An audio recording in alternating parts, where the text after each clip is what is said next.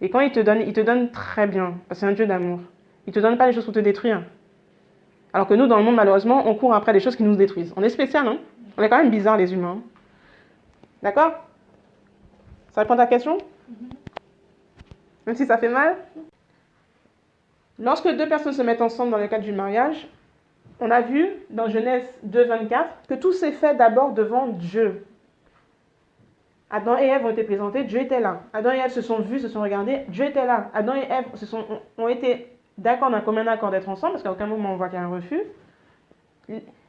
Dieu était là. Tout s'est passé premièrement devant Dieu. Ensuite, le Seigneur enchaîne en disant, c'est pourquoi l'homme quittera son père et sa mère et s'attachera à sa femme. Là, on parle du deuxième plan, la famille. D'accord? Donc la source. D'où vient l'homme, d'où vient la femme. Donc il faut honorer aussi les familles. On ne se marie pas comme ça, sauvagement, les familles ne sont pas au courant et il n'y a pas un détachement qui se fait que de façon convenable. Donc, l'homme quittera son père et sa mère et s'attachera à sa femme. Donc on quitte le foyer familial, on quitte la source pour aller fonder son propre foyer avec son épouse, avec son mari. Donc il y a un détachement qui se fait spirituel, un détachement qui se fait matériel, un détachement financier qui se fait. D'accord? Un garçon de 16 ans qui veut se marier, qui n'a même pas un travail, qui n'a même pas une maison, qui n'a même pas de quoi nourrir son épouse, n'a rien à venir se marier. Dieu est un Dieu d'ordre. Donc l'homme quittera son père, l'homme quittera sa mère. Et il y a une façon de quitter aussi. On ne quitte pas de façon... On ne quitte pas dans les conflits, on ne quitte pas dans la violence, on ne quitte pas dans la médisance, dans les malédictions. C'est pas bon. Il faut quitter dans la paix. L'homme quittera son père et sa mère et s'attachera à sa femme. Et ça, c'est un processus qui prend beaucoup de temps, s'attacher là, pour devenir un. Parce que c'est deux caractères différents, c'est deux cultures différentes, c'est des fois deux systèmes éducatifs différents qui ont été reçus, des cultures différentes, etc. Et il faut trouver un équilibre avec tout ça. Ça prend du temps, s'attacher là, pour devenir un en Jésus.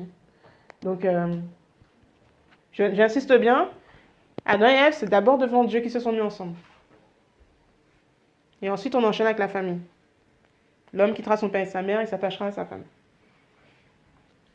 Beaucoup arrivent au Seigneur, ils ont leur petit copain, ben là, il y a un choix à faire. Est-ce que je continue mon ancienne vie ou est-ce que je fais une rupture radicale avec mon ancienne vie, je commence une nouvelle vie, je laisse tout ça derrière. Le petit copain, je vais lui donner un coup de fil et je vais lui dire que voilà, c'est terminé. Parce que Jésus m'a prévu mieux dans mon avenir. Beaucoup ont le courage de le faire. Parce que Jésus a tellement touché leur cœur qu'ils sont prêts à sauver leur âme. Il n'y a pas de compromis. Et sinon, d'un autre côté, ben, il y en a, ils sont encore dans les sentiments, il y en a qui veulent de Jésus, mais avec le beurre et l'argent du beurre. Et là, malheureusement, c'est une vie chrétienne bancale. Parce que le péché sera là de toute façon, quoi qu'il arrive. Alors que Jésus nous demande la sanctification. Être en Christ, avoir son petit copain, sachant qu'on n'arrête pas de parler de mariage tout le temps, constamment, bibliquement parlant, etc., à un moment donné, ça crée un malaise. Dieu donne des hommes complets, il ne donne pas des petits copains. On a le Dieu quand même de la grandeur, s'il vous plaît. Dieu vous donne la grandeur, on veut chercher la bassesse. Mon petit ami, pourquoi il est petit? C'est un ami? C'est petit. C'est quoi? Jésus veut te donner un grand mari qui va bien t'encadrer et qui va bien t'aider aussi au niveau de la parole, qui va bien te faire grandir spirituellement, quelqu'un de mature, qui connaît son Dieu et avec qui vous allez avancer ensemble tous les deux pour servir l'Éternel. C'est ça que Dieu veut. Un petit ami qui va te faire quoi? Aller en boîte de nuit, bisous, bisous sans être marié, il va même pas honorer, il va même pas t'honorer, il va avoir accès à ton corps sans même t'honorer devant ta famille, t'honorer devant Dieu. Quand tu te donnes au Seigneur, Dieu te donne une dignité de femme. Il te rend ta dignité, il te rend ta grandeur de femme. Et ça, il faut l'honorer aussi. Aucun homme ne doit venir peloter ton corps comme ça, alors que tu n'es même pas sa propriété. Il t'a même pas épousé. Jésus te donne une fierté, tu vois ce que je veux dire? Il t'a lavé, il t'a purifié à la croix. Maintenant, tu es clean, tu brilles comme de l'or. Il faut respecter ça, il faut honorer ça. Tu ne te prends plus pour n'importe qui. Quelqu'un vient te voir et dit, excuse-moi, je suis la fille de l'Éternel, tu ne poses pas ta main sur moi comme ça, pardon. Je ne suis pas n'importe qui. Les filles que tu connais là, tu les touches comme tu veux, moi, c'est spécial. Comme je dis toujours, propriété privée.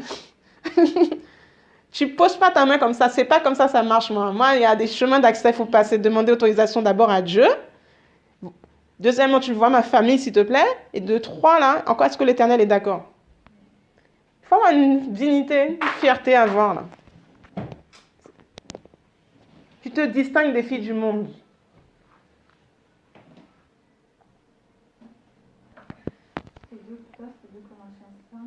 Éphésiens 5, 31. On a noté Matthieu 19, 3 à 12, le texte de base, Genèse 2, 18. L'institution du mariage dans Genèse 2, verset 24. D'accord? Les choses sont passées, c'est 2 Corinthiens 5, verset 17. Les choses anciennes sont passées, toutes choses sont devenues nouvelles. 2 Corinthiens 5, verset 17. Oui. D'accord? Et ensuite, en ce qui concerne l'union totale, dans le cadre du mariage, une union qui est totale, c'est-à-dire que Dieu veut voir l'homme et la femme unis sous le plan affectif, l'affection, spirituelle, d'accord? Au niveau corporel, le corps, la rencontre des deux corps, d'accord? Donc l'unité, elle est à ce niveau-là. Éphésiens 5, verset 31. C'est pourquoi l'homme quittera son père et sa mère et s'attachera à sa femme, et les deux deviendront une seule chair. D'accord? Ce mystère est grand, or je parle de Christ et de l'Église. Que chacun de vous, donc, aime sa femme comme lui-même, et que la femme respecte son mari. Donc ici, on voit bien, on parle de que chacun aime sa femme, pas ses femmes. Il n'y a pas de polygamie. Et que la femme respecte son mari. Donc une femme a un seul mari, un homme a une seule femme. D'accord? Un seul mari, une seule femme. Le mari a quoi comme devoir? D'aimer sa femme comme lui-même. Donc la relation, le mari, son premier devoir, c'est d'aimer. Et pour aimer convenablement sa femme, il faut avoir bien compris la manifestation de l'amour de Jésus vis-à-vis de son Église. Ça veut dire que pour être un bon mari, il faut déjà être converti au Jésus-Christ de la Bible. Et converti signifie également avoir compris la manifestation de l'amour de Jésus à la croix, pour pouvoir être capable de comprendre cet amour-là et de le redonner après à sa femme.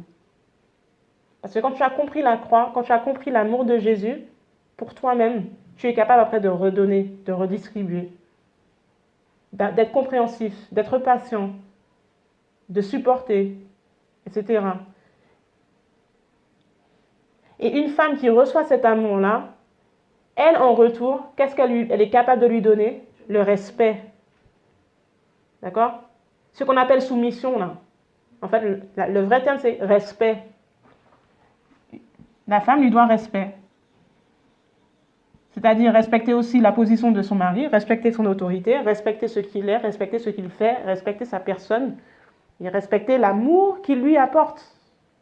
Une femme aimée va automatiquement respecter son mari sans chichi. Il n'aura pas besoin de forcer, c'est automatique. C'est le système que Dieu a mis dans le cadre du mariage. Un mari qui aime sa femme va le respecter. Il va se sentir respecté, il aura encore envie de l'aimer. Il va encore envie de l'aimer, elle va encore avoir envie de la respecter, etc. Et ça crée un équilibre dans le mariage. Même s'il y a des épreuves, il y a des combats, mais une fois que ça, c'est respecté, Jésus-Christ se glorifie. Jésus-Christ intervient. D'accord? Donc, on revient encore à cette histoire d'union dans Éphésiens 5, 31 à 33. Ce qu'on a vu dans Genèse 2, verset 24 aussi, à l'origine. Et dans Matthieu 19, verset 5, encore, ça reprend encore le même thème. On l'a vu tout à l'heure, Matthieu 19, quand Jésus a répondu à la question. D'accord? Dans Éphésiens 5, 21 à 23, si tu peux remonter. Éphésiens 5, 21 à 23. Là. Soumettez-vous les uns aux autres dans la crainte de Christ. Verset 22. Femmes, soyez soumises à vos maris comme au Seigneur, car le mari est le chef de la femme, comme Christ est le chef de l'Église, qui est son corps et dont il est le sauveur. Or, de même que l'Église est soumise à Christ, les femmes aussi doivent l'être à leur mari en toutes choses, pas quand tu as envie dans le sujet qui t'intéresse, en toutes choses. Verset 25. Et vous, maris, aimez vos femmes, comme Christ a aimé l'Église et s'est livré lui-même pour elle, afin de la sanctifier en la purifiant et en la lavant par le bain d'eau de la parole, afin de faire paraître devant lui cette Église glorieuse, sans tache, ni ride, ni rien de semblable, mais sainte et irréprochable. C'est ainsi que les maris doivent aimer leur femme comme leur propre corps. Celui qui aime sa femme s'aime lui-même. Parce que personne n'a jamais sa propre chair. Mais il la nourrit et en prend particulièrement soin, comme le Seigneur le fait pour l'Église. Car nous sommes membres de son corps en étant de sa chair et de ses os. Et on revient à ce qu'on a vu tout à l'heure. C'est pourquoi l'homme quittera son père et sa mère, etc. D'accord? Donc l'homme doit prendre soin de sa femme. Il doit s'en occuper. Et la femme doit le respecter en toutes choses. Elle doit lui être soumise en toutes choses. Et c'est ça qui crée l'équilibre. Et comme Christ est au centre, Dieu se glorifie et il y a un équilibre dans le foyer.